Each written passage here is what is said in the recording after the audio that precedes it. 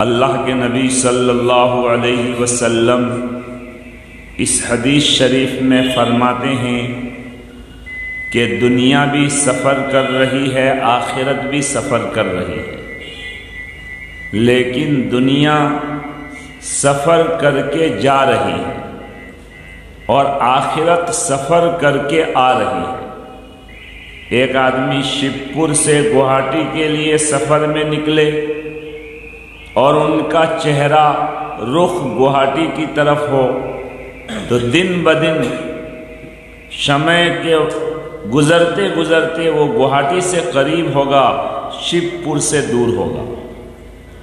اور ایک آدمی گوہاٹی سے سفر میں نکلا، ان کا چہرہ شیوپور کی طرف ہے، شیوپور آنا ہے تو لمحہ بلمحہ ایک ایک منٹ گزرتے ہوئے وہ شیوپور سے قریب ہوتا رہے گا۔ تو ہمارے آقا و مولا نے فرمایا کہ دنیا بھی سفر کر رہی ہے، آخرت بھی سفر کر رہی ہے، لیکن دنیا سفر کر کے جا رہی ہے۔ گوہاٹی تک دنیا پہنچے گی، دنیا کا خاتمہ ہو جائے گا، دنیا ختم ہو جائے گی، اور آخرت سفر کر کے ہمارے پاس آ رہی ہے۔ اور ہمارے آقا و مولا نے فرمایا لِكُلٍّ مِّنْهُمَا بَنُونَ، اس دنیا میں جتنے مانوش آباد ہیں، جتنے انسان ہیں، یہ یا تو دنیا کی اولاد ہیں یا آخرت کی اولاد ہے۔ ان کا مقصد یا تو دنیا ہے یا آخرت ہے، دونوں مقصد ہو ایسا نہیں ہوگا۔ ہم خدا خواہی و ہم دنیا دوں، این خیال استو محال استو جنوں۔ ایک آدمی کہے کہ نہیں ہم تو آخرت کا بھی عاشق ہے اور دنیا کا بھی عاشق ہے، کہ نہیں دونوں جمع نہیں ہو سکتا، یہ محال بات ہے۔ ہمارے آقا و مولا نے فرمایا کونو من ابناء الآخرہ، آخرت کا بیٹا بنو، آخرت کو مقصود بناؤ، دنیا کو مقصود مت بناؤ، اس لیے کہ مقدر کی دنیا مل کر رہے گی، چاہے تم اس کے لیے کوشش کرو نہ کرو، چاہے جو بھی ہو جائے، جو مقدر میں دنیا لکھی ہوئی ہے اتنی ہی ملے گی۔ بخاری شریف میں حدیث ہے کہ ماں کے پیٹ میں 4 مہینہ پر بچہ کے جسم میں روح بھی نہیں ڈالی جاتی ہے، اس سے پہلے اس کی روزی ان کے کپال اور نصیب میں لکھ دی جاتی ہے کہ ان کو دنیا میں کتنی روزی ملے گی۔ لہذا جو روزی ہماری جان ڈالنے سے پہلے لکھ دی گئی ہے وہ تو ملنی ہی ملنی ہے، چاہے اس کے لیے ہم جتنی بھی کوشش کریں ملے گی اتنی ہی جتنی مقدر میں ہے۔ تو ہمارے آقا نے فرمایا لا تکونوا من ابناء الدنیا، دنیا کا بیٹا مت بنو، دنیا والا مت بنو، بلکہ آخرت والا بنو۔ اور ہمارے آقا نے فرمایا فإن اليوم عمل ولا حساب، آج کا جو دن ہے، یہ جو شمع ہم کو ملا ہے، یہ عمل کا زمانہ ہے۔ آج کوئی حساب کتاب نہیں ہے، کوئی ایگزام نہیں ہے، لیکن ایک وقت ایسا آئے گا کہ وہ ایگزام کا زمانہ ہوگا، وہ حساب کا زمانہ ہوگا، اس وقت عمل کرنے کا کوئی موقع نہیں ملے گا۔ چنانچہ یہ دنیا کی 60 سال کی، 70 سال کی، 90 سال کی، 100 سال کی، بہت سے بہت 120 سال کی عمر اور شمع اور برش اور زندگی جو ملی ہے یہ عمل کرنے کے لیے ملی ہے۔ آج ہم جتنا نیک عمل کر لیں یہ نیک عمل کل کام دے گا۔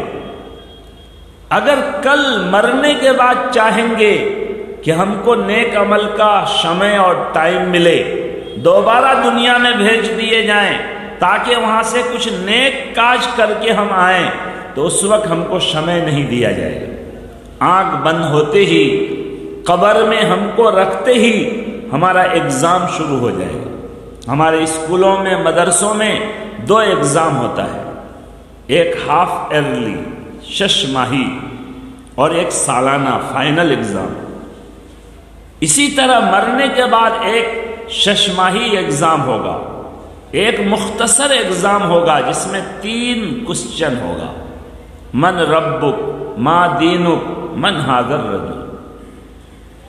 جو آدمی دنیا میں اللہ کا نام لیا ہے، اللہ کا ذکر کیا ہے، ہر وقت اللہ کو یاد کیا ہے، وہ وہاں جواب دے دے گا، اتر دے دے گا، ربی اللہ، دینی الاسلام، ھذا محمد الرسول اللہ۔ 3 ہی کوسچن ہوگا اور کوسچن آؤٹ کر دیا گیا ہے۔ اس کے بعد قیامت کے میدان میں جو ہے فائنل ایگزام ہوگا۔ حدیث میں ہے کہ جب تک ابن آدم کی ہر اولاد 5 کوسچن کا جواب نہ دے دے، اس وقت تک ان کا پاؤں ہلنے بھی نہیں پائے گا، وہ کہیں ہٹ بھی نہیں پائے گا۔ اللہ کے سامنے ان کو 5 کوسچن کا جواب دینا پڑے گا کہ تم کو جو یہ بوئش زندگی عمر ملی، اس کو تم نے کہاں بتایا، کہاں خرچ کیا۔ اور خاص طور سے دوسرا کوسچن ہوگا کہ اس زندگی میں ایک تو بچپنا کی زندگی ہے، ایک بڑھاپے کی زندگی ہے، اصل مغز اور گودا زندگی کا جوانی کی زندگی۔ تو جوانی کی زندگی تم نے کیا کیا، اپنی جوانی کو کہاں خرچ کیا۔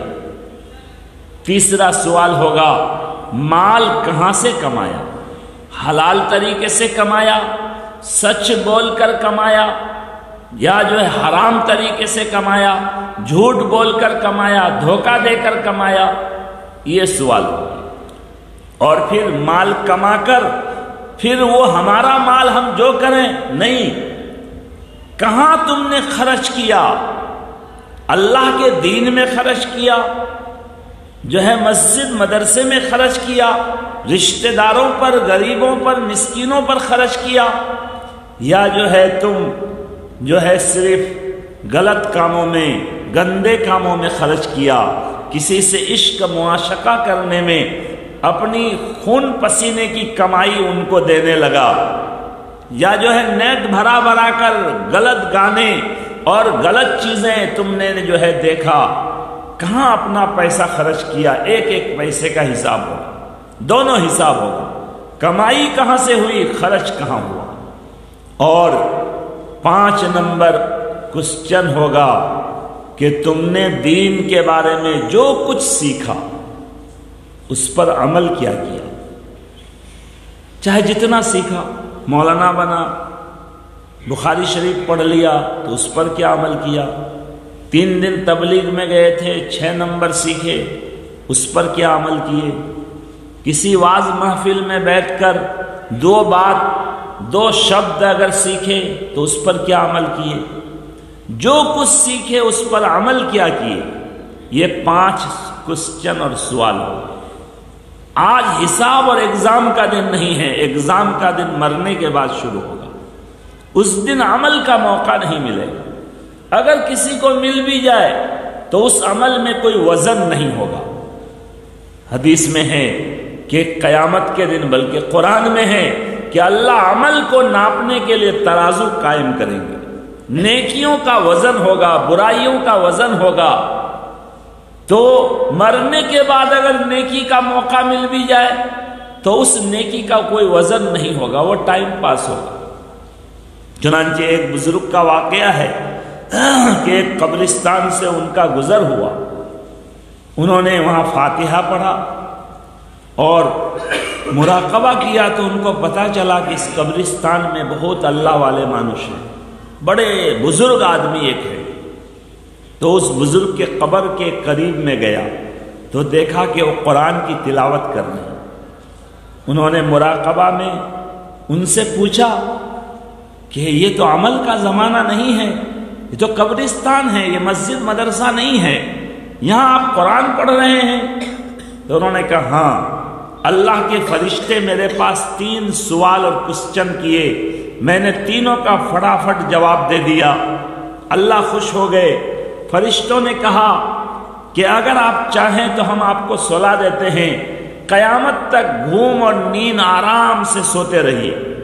تو میں نے کہا نہ، سو کے کیا ہوگا، مجھ کو قیامت تک کے لیے قرآن دے دو تاکہ میں قرآن کی تلاوت کرتے رہوں، اس لیے کہ دنیا میں مجھے قرآن پڑھ کر بہت مزہ آتا تھا، دل کو آرام اور سکون ملتا تھا۔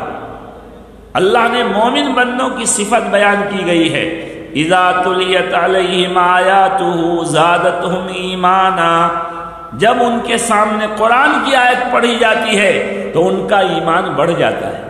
تو مجھے قرآن سے بہت دلچسپی ہے، مجھے قرآن دے دو، میں تلاوت کروں گا، سوؤں گا نہیں۔ اللہ نے کہا ٹھیک ہے، اس بندے کو قرآن دے دو۔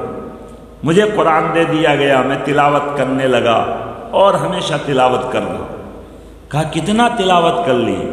کہا 10,000 قرآن ختم کر لیا۔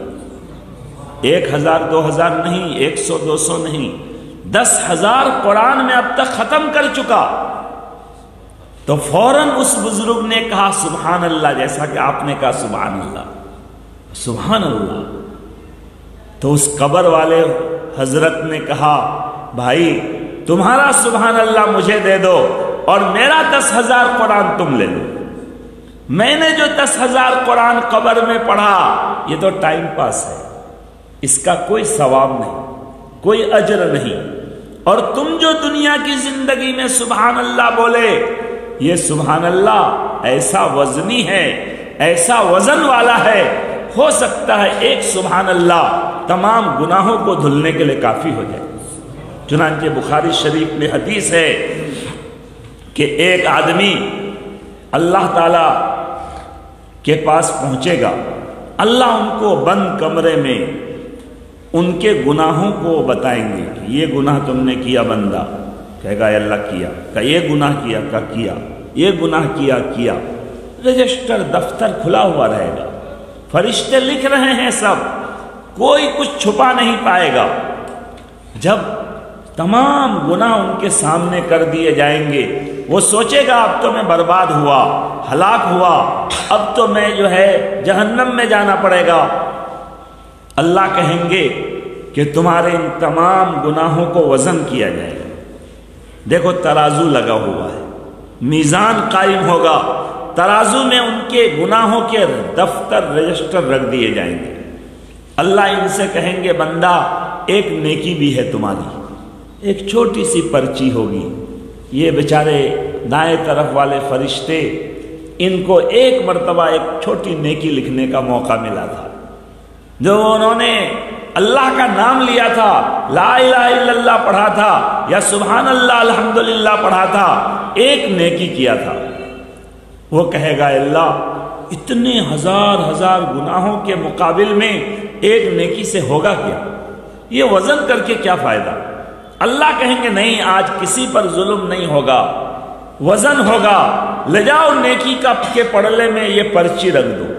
چنانچہ جب وہ پرچی نیکی کے پڑلے میں رکھی جائے گی تو نیکیوں کا پڑلا جھک جائے گا اور گناہوں کا پڑلا اوپر ہو جائے گا اور اس کو جنت بھیج دیا جائے گا، وہ جنتی آدمی ہو جائے گا۔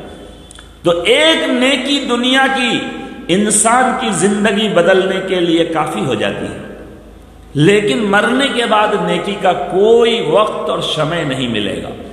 اللہ کے نبی نے فرمایا ان الیوم عمل ولا حساب، آج عمل کا دن ہے، حساب کتاب کا دن نہیں ہے۔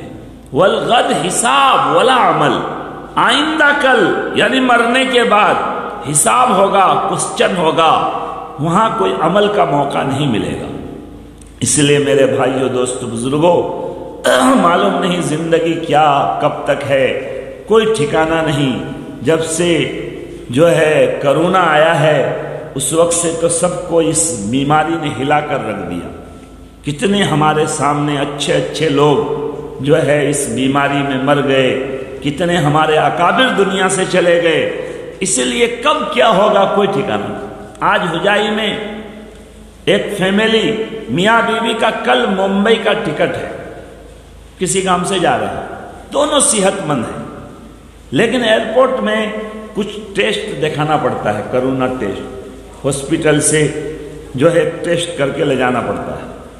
آج گئے وہ ٹیسٹ کرانے کے لیے تو جو ہے دونوں کا نیگیٹو نکل گیا، پوزیٹو نکل گیا، جو ہے کہ دونوں کو کرونا ہے، سب ٹکٹ برباد، آپ جا نہیں سکتے۔ تو دیکھیے کب کیا ہوگا، اچھا آدمی ہاسپٹل جاتا ہے اور ان کا جو ہے کرونا نکل جاتا ہے۔ تو اس وجہ سے ہمیں چاہیے کہ اس دنیا میں ہم کچھ کریں، مرنے کے بعد کے لیے کریں، اللہ کو یاد کریں۔ کسی شاعر نے کہا ہے، منہ تو دیکھ لیا آئینے میں پر داغ نہ دیکھا سینے میں، جی ایسا لگایا جینے میں مرنے کو مسلمان بھول گئے۔ منہ تو بہت دیکھتے ہیں عارضی آئینہ میں کہ خوب بہت سندر ہے، مگر اپنے دل کو بھی سندر بنائیں اس کی فکر نہیں۔ ایسا دنیا میں ہم نے دل لگایا کہ مرنے کو بھول گئے۔ ہم سمجھتے ہیں کہ موت ہمارے لیے نہیں ہے۔ ہم سنتے ہیں کہ ہمارا فلاں ساتھی فلاں بندو گوہاٹی گیا تھا، ایکسیڈنٹ کر کے مر گیا، فلاں ساتھی کرونا ہو گیا مر گیا، کہنے ان کو ہوا ہم کو نہیں ہوگا۔ ابھی ہم نہیں مریں گے، ہم تو رجسٹر کرا کے آئے ہیں کہ ہم بوڑھا ہونے کے بعد ہی مریں گے، لیکن بوڑھا ہونے کے بعد بھی ہم سمجھتے ہیں نہیں ابھی تو 10-20 سال زندہ رہیں گے، ابھی مریں گے نہیں۔ تو کیا مرنے کو مسلمان بھول گئے؟ تکبیر تو اب بھی ہوتی ہے مسجد کے فضا میں اے انور، آج بھی اللہ اکبر مسجد کے مائک سے گونجتی ہے، لیکن جس ضرب سے دل ہل جاتے تھے وہ ضرب لگانا بھول گئے۔ ہمارے اکابر، ہمارے اسلاف مشائخ جو راتوں کو اٹھ کر اللہ اللہ کا ضرب لگاتے تھے، جس سے دل میں اللہ کی محبت پیدا ہوتی تھی، آج وہ ضرب لگانا بھول گئے۔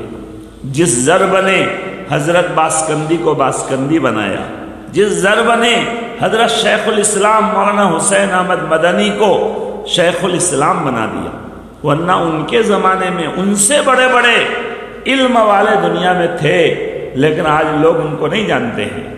جو ہے ہمارے اکابر کا یہ امتیاز تھا کہ وہ علم میں بڑے پختہ اور گہرا ہونے کے ساتھ ساتھ اللہ کو یاد کرتے تھے۔ اس لیے حالات دنیا کے ٹھیک نہیں ہیں، ہمیں چاہیے کہ ہم اللہ کو یاد کریں، اللہ سے ہدایت مانگیں، اللہ سے ہدایت پر، موت اور ہدایت پر قائم رہنے کی دعا کریں کہ موت تک ایمان پر قائم رہیں۔